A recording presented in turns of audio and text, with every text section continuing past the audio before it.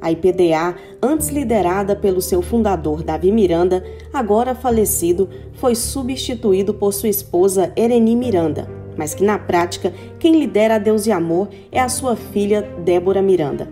A Igreja Deus e Amor é também muito conhecida pelas principais características de impor regras na vida das pessoas que não têm sustentação e nem base bíblica. O Davi Miranda Neto, ao ser questionado no podcast do pastor Josué Gonçalves sobre as doutrinas da IPDA, ele diz que essas doutrinas já se tornou um câncer que deve ser combatido e banido nas igrejas. E por causa dessa afirmação, ele está sendo apedrejado pelos fanáticos da Deus e Amor.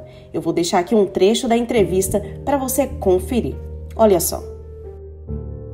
Querido Davi Miranda Neto, para a gente conversar aqui um pouquinho sobre a sua história, a história da sua família. Como é que você se abriu, não é, para as mudanças que estavam acontecendo dentro da igreja tão rápido? Porque eu sempre fui cabeça muito aberta. Sim. Primeiro que eu era pastor de tempo integral, mas eu não era mantido pela igreja. Sim. Né?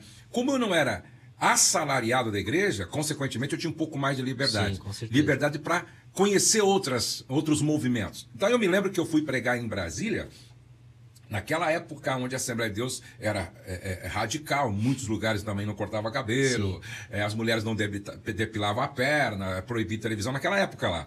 Eu fui pregar numa igreja em Brasília e eu vi assim, uma moçada, não é, cantando e dançando rap. Aquilo, para mim, era muito estranho. Foi um choque. Era um choque, né? Aí eu, caramba, estranho, esquisito. E aquele pessoal animado e tal, cantando assim, dando o melhor para Deus e tal. Beleza, preguei e tal. Aí eu fui jantar com o pastor. Aí o pastor começou a contar para mim a história de cada menino que estava naquele grupo. Ó, aquele ali, ele era traficante. E ele foi ganho para Jesus nesse movimento do rap. Ó, aquele ali estava preso, foi ganho também para Jesus. Ó, aquele ali era viciado em cocaína, tá? Foi ganho. Aí ele começou a mostrar, porque era um trabalho de evangelismo muito efetivo. E que aqueles meninos ali, libertos agora, estavam cheios de Deus. Falei, caramba, então eu estou errado, pô. Eu tenho que mudar essa minha maneira de enxergar. Então ali começou, então, peraí, eu preciso entender. Aí eu ouvi uma mensagem de um grande pregador da minha época, dos anos 90, até eu disse pro Douglas assistir também, onde ele fala sobre o vento do Espírito.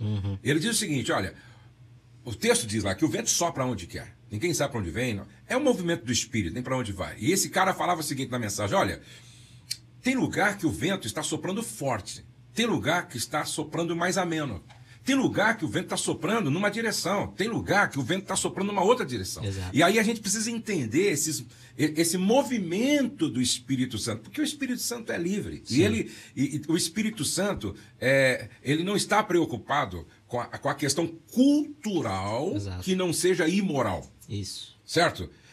Se não for imoral e for cultural, por exemplo, os índios. Quem é que mandou ir lá falar para os índios colocar roupa? Isso não está no Evangelho. Exato. Não é verdade? Isso é da nossa cabeça. Mas na cultura deles, aquela era a maneira certa. Então, eu acho extremamente errado quando alguém chega numa tribo e quer mudar a cultura quando não há imoralidade. Exato. Certo?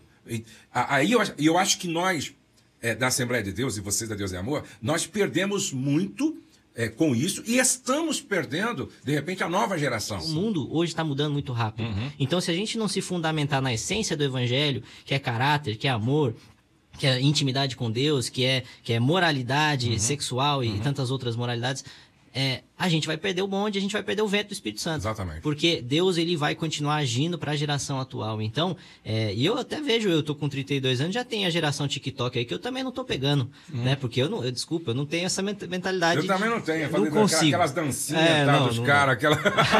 Aí já é muito, né? Já não falo. Mas assim, é dessa forma que Deus age. Então, se a gente se apega muito a uma época, a uma cultura, usos e costumes, a um formato que Deus fez lá no passado, a gente perde o presente e o futuro de Deus. Deus. Exatamente. Então, assim, eu tô muito disposto a estar sempre fora da minha zona de conforto, buscando experiências novas, e quantas experiências novas eu tenho vivido aí nos últimos anos, porque eu me expus a isso, falando, deixa eu tirar meu preconceito aqui e pagar para ver, porque às vezes pessoas que você nem imagina que são de Deus estão sendo usadas de uma forma gloriosa. Meu Deus. E você acha que não, porque lá atrás Deus usou de uma forma diferente outra pessoa. Você estava falando sobre religiosidade, esse ranço que fica dentro da gente.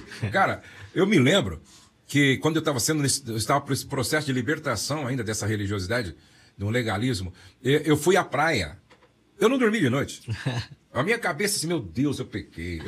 Então eu fui à praia. Eu nunca vi meu pai de shorts, por exemplo. Eu nunca vi meu pai sem camisa, entendeu?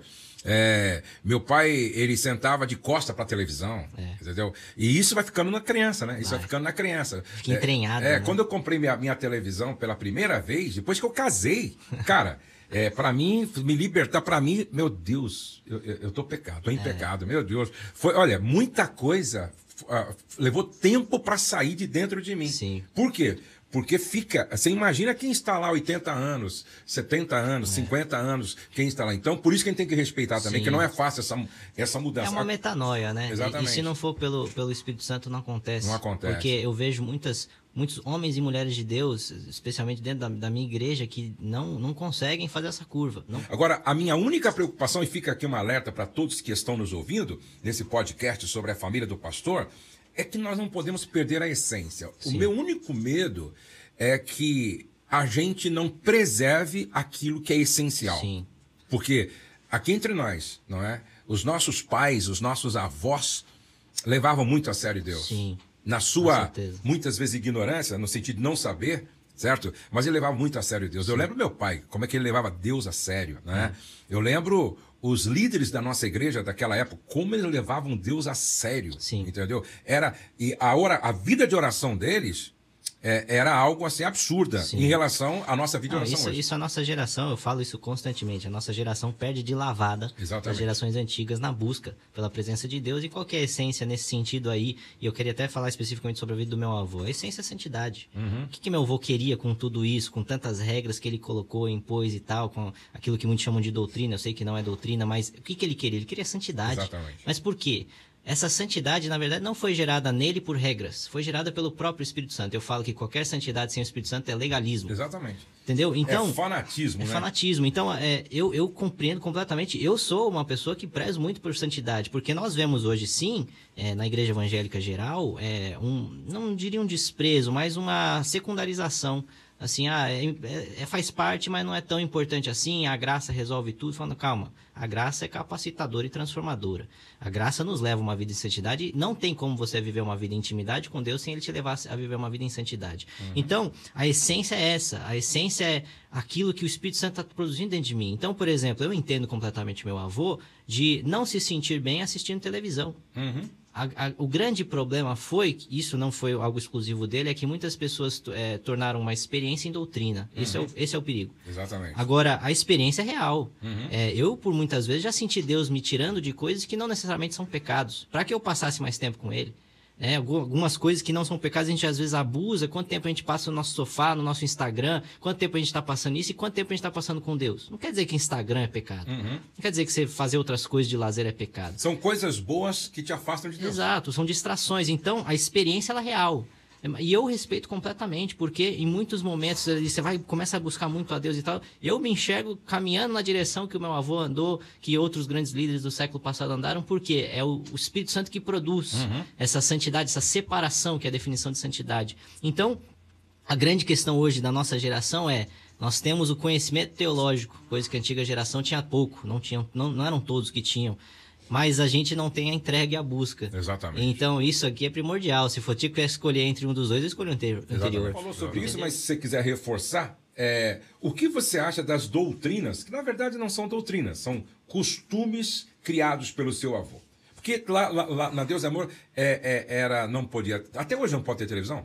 Assim, não pode, mas eu chuto aí que 90% tem televisão em casa. Né? O cabelo ainda Não pode cortar, mas assim, isso eu tenho falado, né? Deus me deu acesso.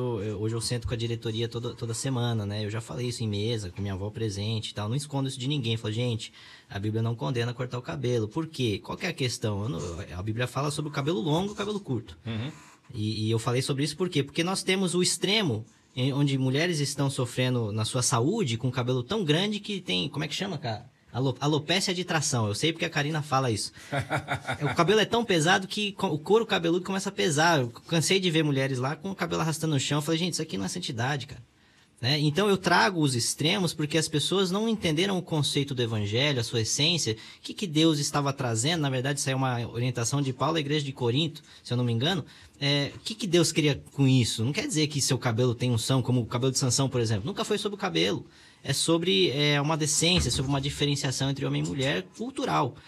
Então, assim, é claro que eu entendo o que eles viveram, mas eu acho que se eu dissesse hoje, esse é o principal aspecto que afasta pessoas da igreja. Por isso que eu tô dando minha cara a tapa e apanhando. Não tô apanhando de graça. Existe um grande custo de não se mudar isso. O grande custo é o que já aconteceu. 90%, 95% da igreja, adulto e idoso, discípulos do missionário do século passado, geração atual, cadê? Não tá. Porque a geração atual sabe que, isso aí não tem base bíblica nenhuma.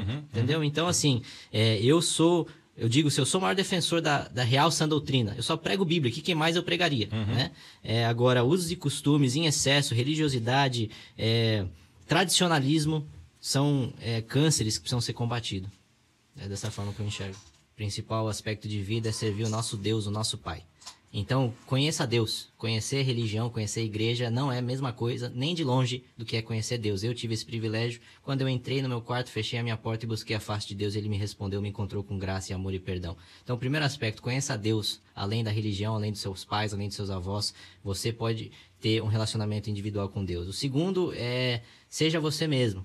Todos nós temos a nossa identidade, que também é encontrada em Deus. Não queira suprir expectativas dos seus pais ou dos seus avós. E o terceiro, fazendo os primeiros dois, seja feliz, porque se fizer os primeiros dois, o resto vem naturalmente. Bom, chegamos ao fim de mais um vídeo. Registre aqui nos comentários a sua opinião, deixa também o seu like, isso ajuda muito no fortalecimento do nosso conteúdo aqui dentro da plataforma. E caso seja novo por aqui, se inscreva no canal e ative o sino das notificações. Então até mais, até o próximo vídeo.